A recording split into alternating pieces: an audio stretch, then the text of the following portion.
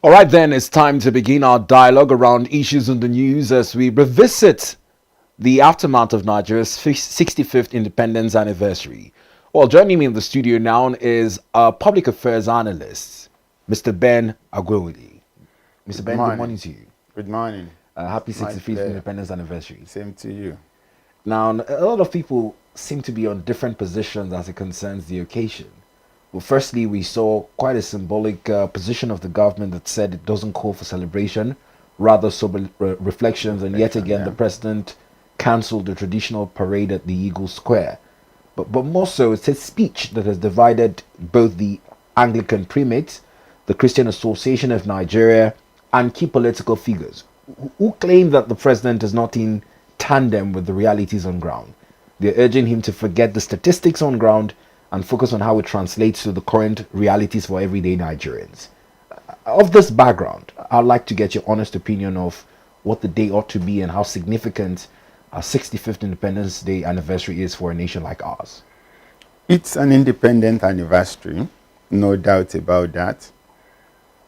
Now, if we will be looking at quoting the former president, that's late General Muhammadu Buhari, he said, birthday is something you celebrate for a whole year because it will not come again until the next year.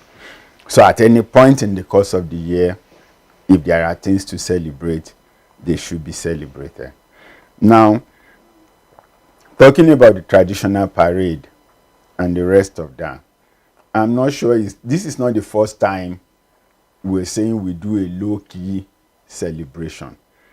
It's not saying don't celebrate, but we are saying no, it's low-key. Low-key in the sense that there is no point for some of the fanfare and some of the wastages. Because you won't do a parade at the Eagle Square and won't spend so much maybe for decoration, for hosting, for this, for that. For the logistics and of for it. a lot of other logistics here and there. So perhaps the president think, okay, why don't we cut off that little? It might be little, but when you gather the littles together, of course it will become much. For those who think that, oh, it should have gone ahead and maybe do the parade and the rest, they are right. For the person who thinks it should not, I don't think that he is also wrong.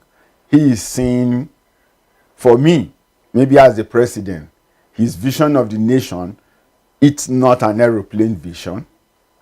Neither is he a chicken vision. The chicken always see only what is within his two legs, and it is the food to eat. The aeroplane is so far that he sees buildings like human beings and see human beings as moving stones. But at the point of an helicopter vision, you're seeing more clearer perspective of what is actually on ground. Now, do we ignore the statistics? No. Do we blame or abuse people who come up with the statistics? I also don't agree. We should all be concerned about, okay, this is the statistics. This is where the people are. What do we need to do to translate these statistics to the reality of the common man? If we say we are now producing more food, is that food in the market?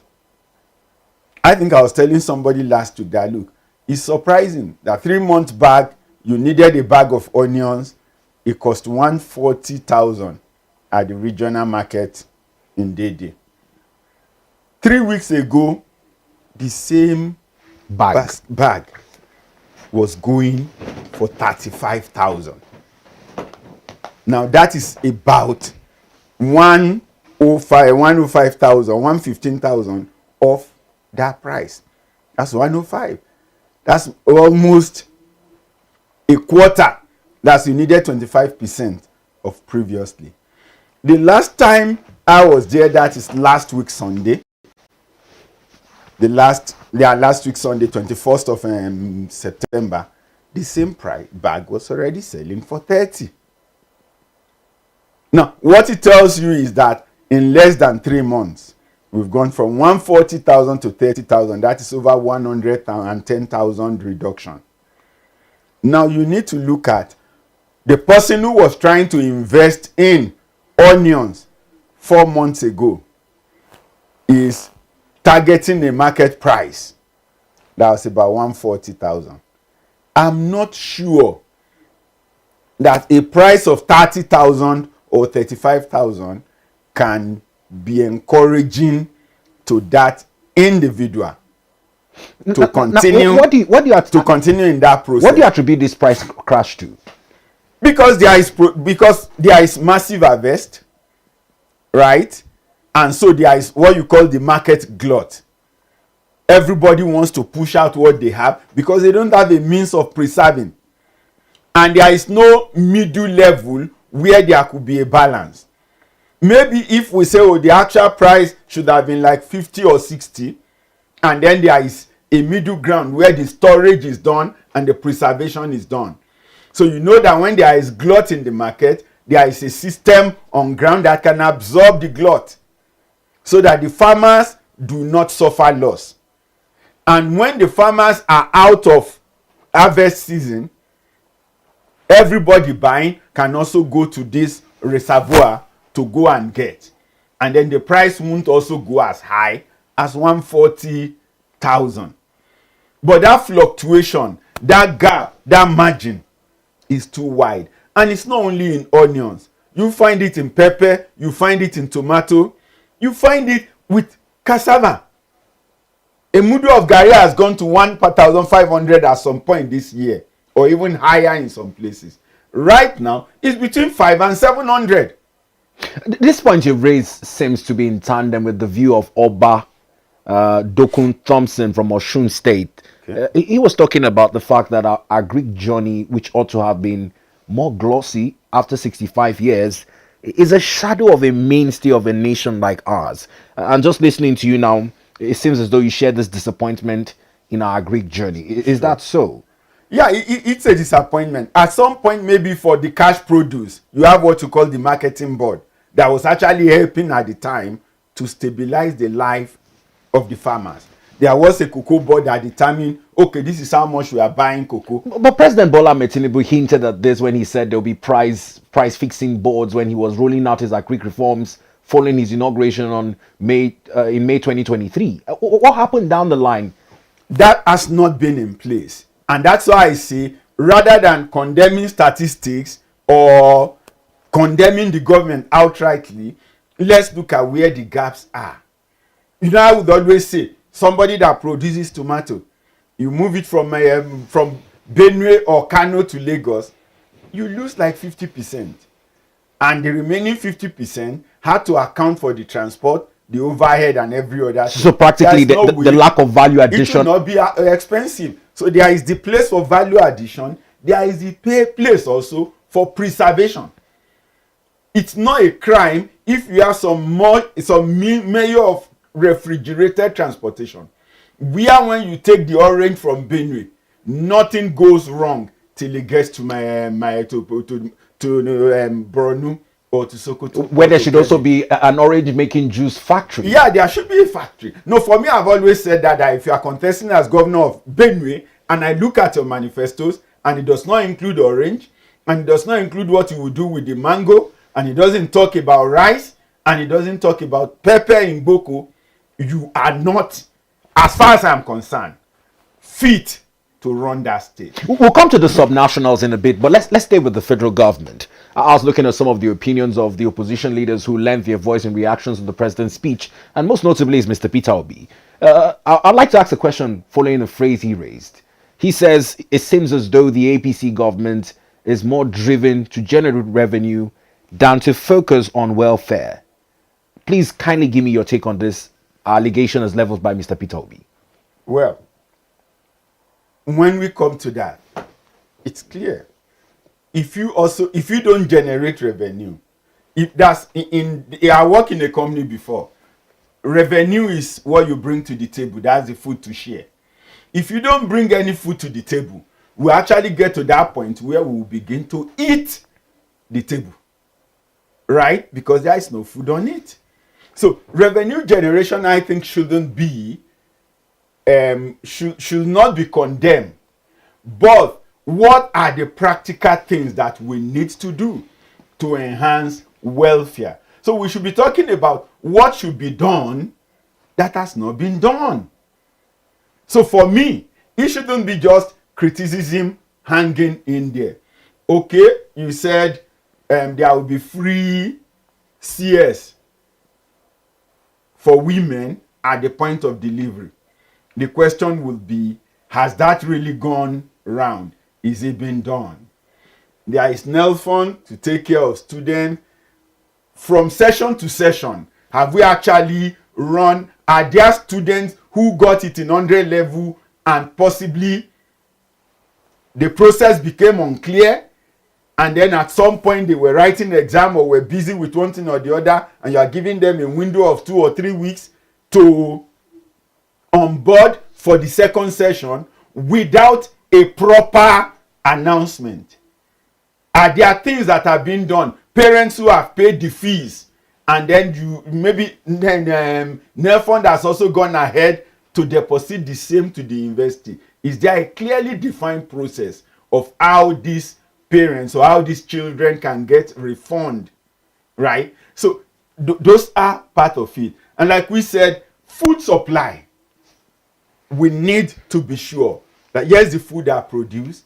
We shouldn't be talking about post-harvest decomposition. We should be talking about storage. We should be talking about all year-round availability. We should be looking at, okay, when we say you are meeting the need of the less privileged by direct cash transfer and the rest, the government is also putting a lot of money into that. But the question will be, is the money going to the right source? If it's not going into the right source, why is it not going? Perhaps they were working based on data that are not correct. And so we should be looking across board at, okay, at maybe every electoral ward level. In my opinion, there should be a government staff who is responsible for compiling the social register and for displaying it, so that if you see names that should not be on the social register, you can raise the alarm. People can raise alarm. And if you don't want your name on the social register because you think it does not befit your status, then it will not be there, and then you will not be collecting conditional cash transfer. So we should be looking at making the processes of whatever the government is doing more transparent, making our data more practical. So if we are speaking at those specific issues, and then we are addressing whatever are the constraints to transparency, whatever are the constraints to sincerity of purpose, for me it will make more sense than a blanket condemnation. Well, quite interestingly, it's a little bit harsh in a way to analyze 65 years of independence based on a 2-year rule of a single president, whilst he is the one honored to be celebrating and marking this milestone, and in his speech recounting, in his opinion, how far he feels we've come. There were some also symbolic activities that headlined it, one of which was the renovation of the National Art Theatre, and it was also renamed to immortalize Nigeria's Nobel laureate winner, Professor Wole Soyinka. What do you make of that ceremony? Well, it's an icon in that field.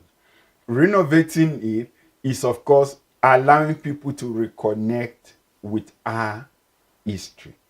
And as maybe a student of literature, I would say that in the Nigerian space, he's possibly one of the most complete literary person. Because if you go to prose, you find him there. If you go to drama, you find him there. If you go to poetry, you find him there. But I'm sure that when you look at the others, some are very good in prose, some did very well in drama, some did very well in poetry. But when you come to look at Wole Soyinka, he did very well, in my opinion, or in the standard global opinion, across all the strata of literature. And beyond that, he's been active when it comes to the civil society and the rest of that. In the days of the military, he was always there. At least in the days of the Civil War, the reason he went to prison was because he was speaking on behalf of Biafra, even though he's from Abeokuta in the southwest. So to a large extent, if you name it after him, I don't see it as wrong. Renovating it also is not an investment put in the wrong direction, because we still needed those things around to remind people of the resilience and the talent of the Nigerian people, and the fact that we actually have gone through a journey, and it is not everything that was totally down.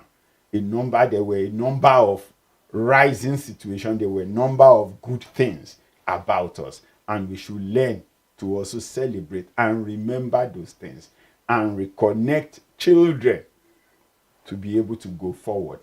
It's almost impossible to tell a nation story without rightly celebrating icons who had etched the nation's name on the global stage. He's one of them. Sure. More instructively, it was a directive from President Bola Ahmed Tinubu asking that a maintenance fund be created. It's not that we've not had great fits, but do you think that at some point our maintenance culture could have been better over the years to preserve some of our proud moments? Definitely, from independence till now, maintenance culture has been one of our issues.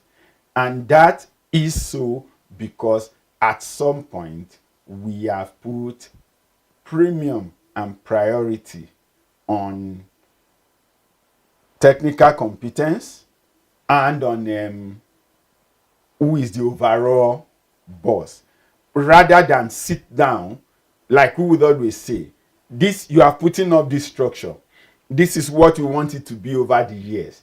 And so while you are building the technical competence, you are building the administrative competence, you are building the policies, the processes, and the procedure. I read somebody's analysis, I think of Nigerian Airways.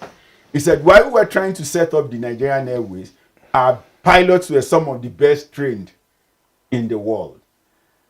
They were so competent that you have a nation like Germany, for a series of some of the planes we were using at the time, they queue up to look for when our pilots will be on leave so that they can come to Germany and do some things for them. I say fly their plane because they've seen their level of competence. But about the same time, we have one of the worst administrators in the aviation industry. So we ended up licensing private airlines who could take the government pilots without having to pay to train pilots, and before we knew it, somewhere down the line, Nigerian Airways kept going down and down. Not because the pilots were no longer good, not because the technical people are not trained, but because the administrative people lack what it takes to manage. You come to our football, the talent is everywhere. We have proven that to the world times and time again. But how have we managed the football house? How have we managed the sport development?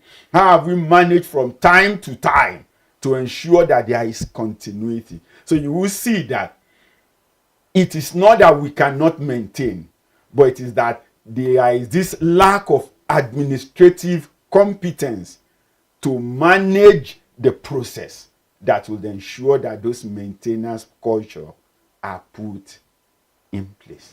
Well, quite brilliant submissions here. You had touched on it earlier, but in moving on to another point to discuss this morning, it's the role of subnational helmsmen, as some print media outlets call them, governors, the term you're more familiar with. And some people have gone as far as describing them as emperors of some sort. But it's important to know that pre-2023, FAC allocations on the average, around 7 billion naira shared amongst the three tiers of government. But the President Bola Ahmed Tinubu administration has redesigned FAC allocations, buttressed by the removal of fuel subsidy. On the average now, FAC allocations between 2.2 trillion naira to 2.23 trillion naira thereabout has been the sum shared by states. It's off this premise that some governors use the occasion of the Independence Day to renew pledges to broaden sub-national development. You touched on Benue and touched about how governors should go about their manifestos and their plans for state. But the worrying trend is that despite this increase in allocations, some states still resort to borrowing. People talk about borrowing not being bad, but can we see the infrastructure that would back it? What do you make of this pledge by the governors? Well, like I said, when you come to events, I'm actually less concerned about listening to speeches and pledges. I want to hear practical things. This is where we are. This is where we want to go. And this is how we will get there. How we will get there. So it should always be about the people. It should always be about the process. It should always be about action plan, not blank promises. A Benue governor should possibly be able to tell us, look, we have orange, we have mango, we have pepper, we have yam. This is how we intend to move them. There is no reason why there shouldn't be beverages doing natural juice in Benue. In the southern part of the state, if they choose to grow pineapple, they will be able to do tremendously well on the fringes where they have their boundary with Cross River State. And so, if the governor does not have a place of how those things will run, there is no way the economy of the state can be balanced. Because these are things that everybody is able to get to engage with. Across the 3 senatorial districts in the state, there are crops they can engage with. We should be looking at what is Kaduna doing with pepper around Zaria. What's Gombe doing with onions in the Bajoga axis and the rest of that? They don't struggle to grow these things. So the practical thing should be in place to say, this is what we can produce. This is what we are investing to ensure that it is produced. This is our plan or what is ongoing to ensure preservation. For those with solid minerals, you should be able to come up with, okay, this is the number. Some of them don't even know the number of miners in their state. I don't think it should be. Officially, the state should know and the people should know. And then you can begin to work on, okay, this, you are mining lithium, you are mining gold, you are mining columbite, you are mining bauxite, you are mining this, you are mining that.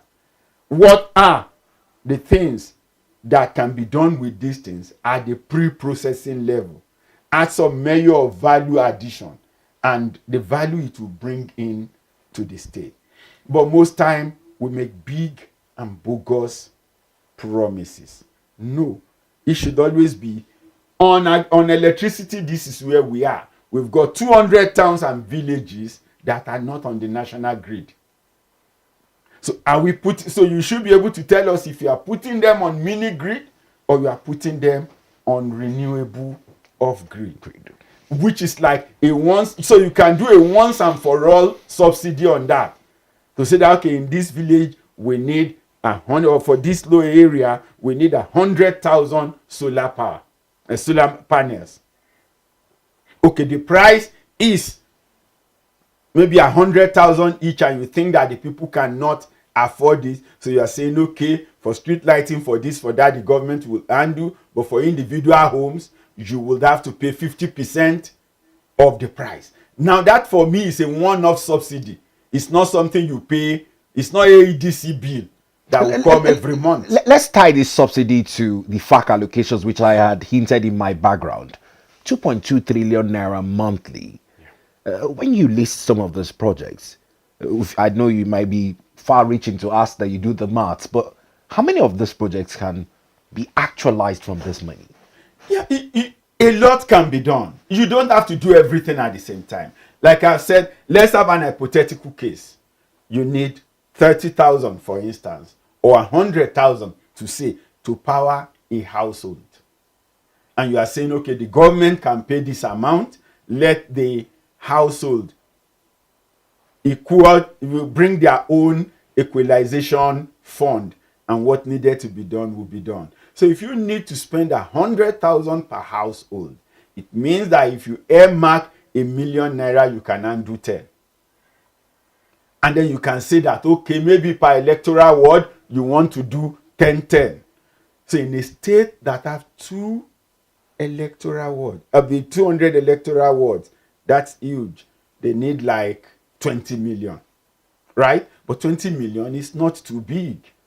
Then the counterpart funding comes from the people. But at the end of that exercise, for that month or for that quarter, you have affected 200 households. No, yeah, about 200 households. That's what you have affected. If you can do that repeatedly, as long as it keeps coming on a revolving scheme, you begin to see that the others would wait because it's happening. I always tell people that one of the cities I've seen mad crowd is not Lagos, it's Cairo. The bus will come and it's filled up. The train will come and it's filled up. The minibus, and you still see the crowd as if nobody had what? Had left. But everybody is actually waiting patiently for the next bus. Why? Because they are sure it will come. They are patiently waiting for the next train. They are sure it will come. So that gingers their hope and keep them at peace. But where they are not sure, where it is haphazard, there are CNG buses in Abuja, for instance, but you are not sure that when you are going out, you will find it. So when you will see it, it is by chance. And so you cannot plan your life based on the existence of those buses. So there has to be a proper plan on the table. You don't have all the money to do all the things that you have to do, but you are saying that, okay, for renewable expansion, we are putting 20 million naira every month or 200 million naira every month.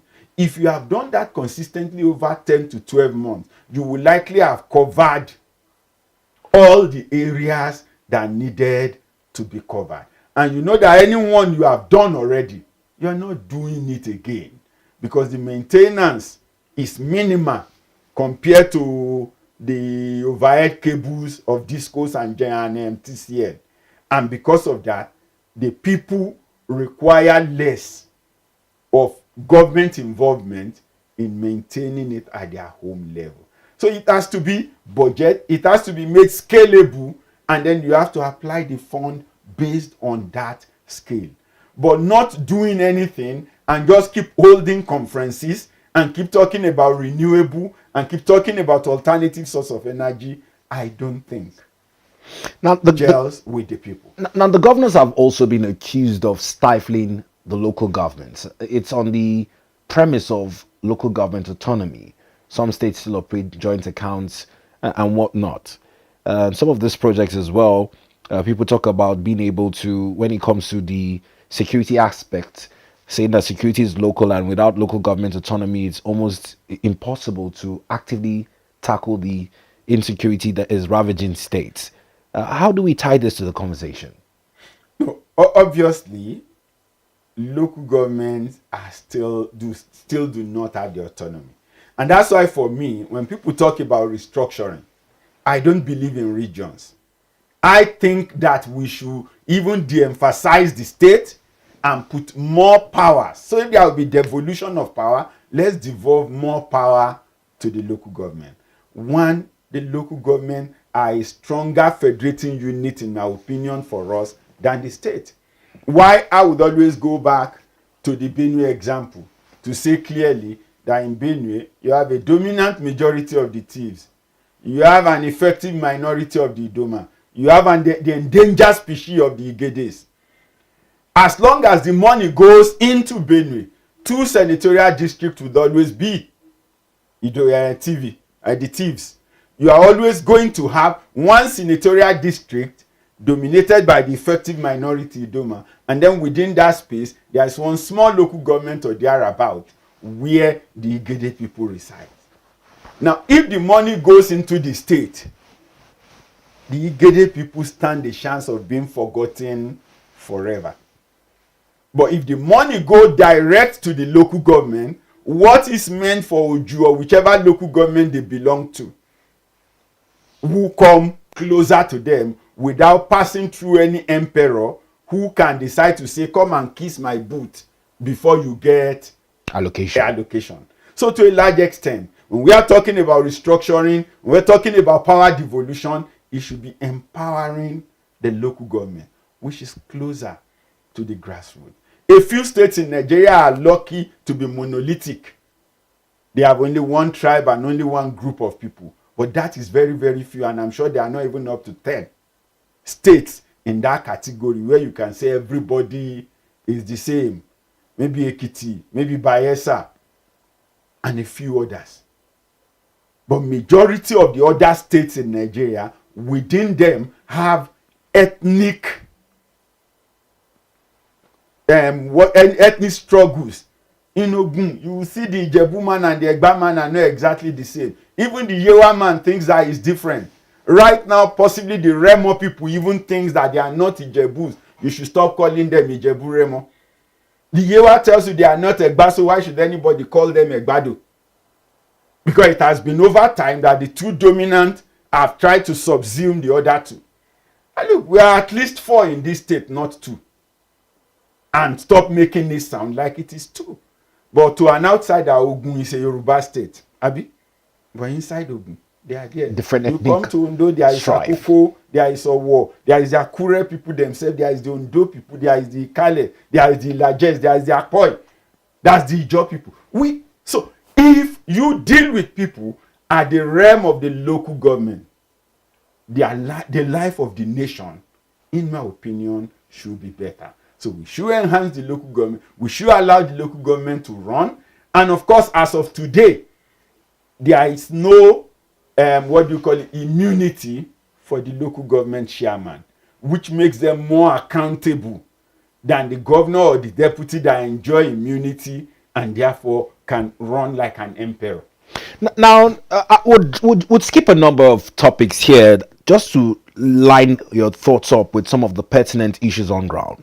One of them is a report that there are over 180 schools that have been closed in the north over insecurity.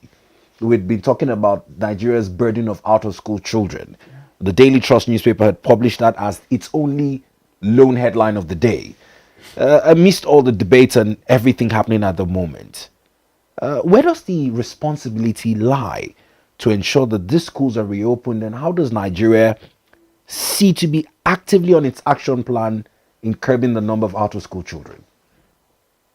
Well, reopening the schools may not, for me, be even the big thing. But dealing with the out-of-school children. Like I did said, we don't need 72 or 79 federal universities as we have today. We could have made do with 10 or 15. Do capacity utilization. The lands are there. Build the faculties, expand them, and then let's have people come in and do their learning. But today, if we have 72, it tells you that virtually every state have at least 2 federal universities. For me, that's too high a bureaucracy. Now, for schools that are closed, that is obvious. And in some of the places where those schools were closed, as of today, can we really say that the reasons that led to their closure have been dealt with? The answer is no. I participate in a way in the Safe School Initiative. Not even the Safe School Initiative now. There is some, after the Safe School Initiative, you actually have the Safe School System, which is operating now. The Safe School Action Plan is supposed to ensure that the schools are safe. And the way you put it is that the model that the Safe School run now is to say that it's a whole society protection, which means that the child is in the school, is protected by the school first, then the school is protected by the community where the school lies. Then the community is protected by the government, which is maybe the police. And then beyond that, they can get international support. Now, if the police cannot be sure, if the police, the civil defense, and the other agencies cannot be sure of their own protection in those environments, how do they secure the community? If the community is not secure, how does the community secure the school? If the school is not secure, how does the school secure the child? And those are questions we need to. So it's not about opening the schools. It is about finding out why were the schools shut in the first place. Majority of which were due to security. The last kidnap in Kaduna, I think we happened to be there for a safe school program just 2 weeks after. When you look at the event, what led to it? The government built that school to have secondary and primary together, because the intention was so that you can provide better facilities and better security. But when the kidnap happened, the school was under siege. You can, according to the teacher who came from the school, you cannot get any telephone signal within 5 kilometers radius of that school. From the school or of that village. So you needed to first of all wait for the attack to, because while the attack is on, you can't run, you can't do anything. For them to now travel 5 or more kilometers to go and try to reach the state before anything could happen. And so by the time the security forces were getting involved, those guys have already crossed Kaduna to Katsina or Zamfara. There was already a lot of time lost. So if we're then, and this is because of the lack of proper infrastructure in place. So we need to talk first about the infrastructure. We need to be sure that the roads are better. We need to be sure that there are telephone networks, because you have Safe School as an emergency response center, both at the NDDC, NSCDC headquarters and at the police headquarters. But how do you trigger an alarm to them when you don't even have a network in your location? So it was not just sufficient to say we have a response system available. It is more important that there should be a means by which, when you see something, you can say something. Because when you see something and you don't have access to telephone, and then you needed to abandon whatever you are doing and travel 50 kilometers, because the road is bad, the 50 kilometers may even take you 2 hours. So by the time you get to where you can lodge the complaint, you are already giving the criminals like a 2 or 3 hours head move. All right, Mr. Ben, we have little less than 10 minutes. I'd like for us to touch on 2 prominent issues in the news this morning before we call it a wrap. On the first one, would go to Osun. 12.7 billion naira Osun LG funds has divided opinions across party lines. The allegations leveled against the APC chairman, the PDP is calling for a probe, petitioning the IGP and EFCC to look into it. Osun, first off, raised dust over the conduct of local government elections, and now even more troubled waters are stirred over this 12.7 billion naira local government funds. I know you've been following the story quite keenly. Help us unravel this.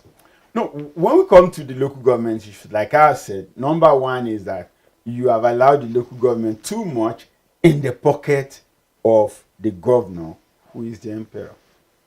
And so a governor is leaving office, he puts his 2Gs there as local government chairman.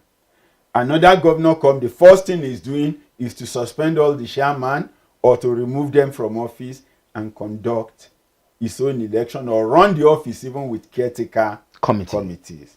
So to a large extent, therefore, rather than, and that's why I say we should stop looking at piecemeal. That has happened in Ondo over and over again in the last 20 years, and I'm sure it's happening in some other states. Maybe apart from Lagos and a few others that have had some measure of stability and transition, most other states in Nigeria have had issues with local government. We've had governors who spent 8 years in office and did not conduct a single local government election, the likes of Peter Obi. And I'm sure we will find others in his class who spent between 5 and 8 years in office and did not conduct a single local government election. Now, when you do not conduct local government election, it tells you that some wards will never be represented, because caretaker committee will possibly have just 5 people. If the local government has as much as 15 or 10 wards, minimum of 10 wards is what INEC recommend, and then I think 15 or thereabout, maybe as maximum. So if you have 10 and you select 5 people, that means that at least 5 have been of the wards de-enfranchised. are not represented in the system. Now you've touched on the election. I'm seeing how we can maximize time as much as possible. Let's talk about this disbursement process, because a lot of people were elated when they found out that the CBN had mandated dedicated accounts for the local governments.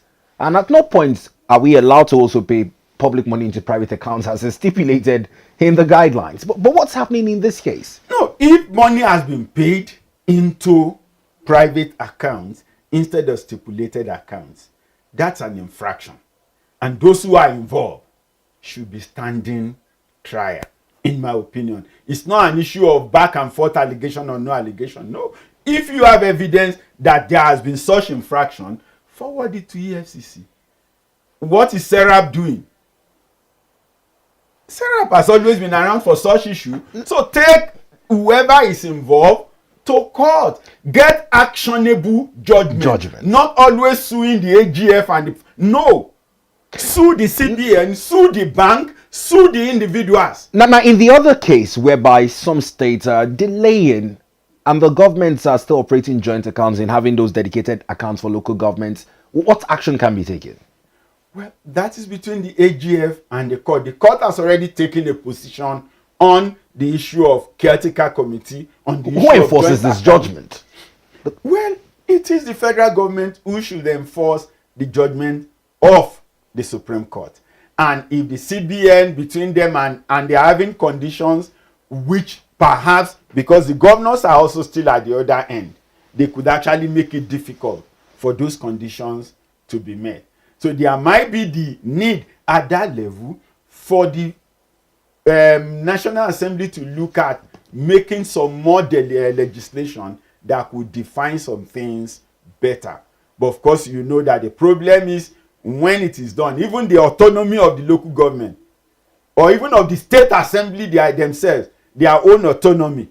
When the last assembly passed, the ninth assembly passed it, it went through the state, and the state assembly that they were fighting for did not. They didn't get the 24 states they require to support local state assembly independence, in which case you have your first line charge. They didn't get it. So our legislation process can also be a bit confusing. And that's why for me, I will keep insisting.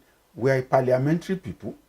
We possibly should leave this presidential system and return to and fashion our way back to any form of parliamentary. It doesn't have to be the British system. It doesn't have to be the French. It has to be what suits our people. But we are a parliamentary people, not presidential. And that's why we are having the challenges of governors acting as emperors. Now, in closing, the PENGASSAN strike took a 2-day dialogue to find an agreement in some sorts. While PENGASSAN is still talking tough, Dangote seems to have soft-pedaled and is reconsidering calling back the 800 workers that were dismissed. But it's the sad story that the NNPCL has put statistics to the losses that accrued the country while this action was in effect. 16% of crude outputs, 30% gas supplies disrupted. Talk us through it. Unionization, private practice, the place of unions like PENGASSAN, DAPMAN and Dangote, who is also crying out that there might be some purported sabotage of his efforts to get Nigeria on stream. Well, when you come to union, do we need the unions? Yes. But should we have people who can just wake up in the morning and decide to start sabotaging the economy? No. Where we suspect economic sabotage, I think that people should stand trial. Now, PENGASSAN for maybe some years now are in charge of TUC. From Esele till now, I think virtually everybody who have control TUC had been from PENGASSAN. Now, NLC almost at some point was also tending that way for NUPENG. And when NUPENG couldn't have their way, they decided to have their own independent union. I think now they are back with NLC. I have worked in a system before where their own union, the umbrella union for senior staff is PERESA, the one for the junior staff is PEREWU. In 2003, the company where I worked disbanded the union internally. But somewhere in 2007, I discovered that even though there was no union operating in the company, Peresa and Perewu were drawing union dues from the company every month without providing any service to the staff, without the staff being able to negotiate anything as a union. So sometimes when you look at these umbrella bodies, some of them are more concerned about their dues and their entitlements. And so they want more people on their list, not because they want to be able to protect the people, but because they want to be able to get more money. And unlike government institutions, they possibly are not accountable to anybody, in my opinion. So when you look at it carefully, I think that unionism should be allowed, but people should be allowed to join any union or association of their free mind. They shouldn't be compelled. Not that you are compelling them, you must be in NUPENG or you must be in PENGASSAN. They should be able to exist as a body. Well, now, just to buttress your point, the Trade Union Act 43 Section 1B also makes that clear that no federal union at any point should compel persons to join them. It should be done out of revolution. But when you look at this checkout dues, which you have mentioned, which might be an alternative interest of these unions who are so hard on Dangote, as a private business owner, you had mentioned your experience. Is he also compelled at any point under industrial trade laws that he must have some part of his stats under this union? I don't think there's anything that compels them to be part of that union. But like I said, in that case, it was also a marriage of convenience. We all know that there is no union internally, but the company was paying them, right? So that there won't be any issue outside. Now, and a lot of other companies do such within the system. Now, we need to test the laws. We need to challenge things. That man said Dangote had access after outside the law. But did that man go to court? The answer is no. You think that the staff have been sacked and they were wrongly sacked? There is industrial court in place. Did they go there? Now, some of the actions they have taken, in my opinion, negate the drive of the government for foreign investors. Because if Dangote is local and he took loan to build a refinery, and you are doing everything every day to blackmail and to shut down the refinery and to incapacitate him, how do you encourage somebody who is out there to come into the system with his fund? And for me, the issue should not die just like that. Petrol for Nigeria, the petroleum sector for Nigeria is a security product. It's not just any product. It's not Gary. It's a security I like that product. analogy. So because it is a security product, I think that the government need to focus more on what is happening in that sector. And if the need be, some people should stand trial. PENGASSAN and NUPENG were there from 2007 till date that the refineries were not working. Their members were drawing salary and they were paying union dues to them. And they did not consider it that, oh, we are actually taking these things. What has been the effort of PENGASSAN to their members to ensure that the public refineries or the refining sector or the oil and gas sector has been better managed? They've not been concerned because they are getting their dues. Well, Mr. Ben Agunloye, we must thank you very much for your submissions and your time on the program this morning. It's been quite interesting having this discussion with you. It's my pleasure. Thank you. Now, speculations are that some unions, particularly in relation to Dangote Refinery, are more concerned about their checkout dues, especially with Dangote recruiting more truck drivers. If you do the maths, the checkout due of a truck driver is 1%. 1% might seem negligible, but when you look at over 4,000 trucks who at some point have a driver and a deputy driver, you might be talking about several millions. What's the interest of a private business owner in regards to the unionization? While the federal government again has brokered a truce. Hope we wouldn't see another union. First it was DAPMAN and now PENGASSAN. Who next? Time will tell.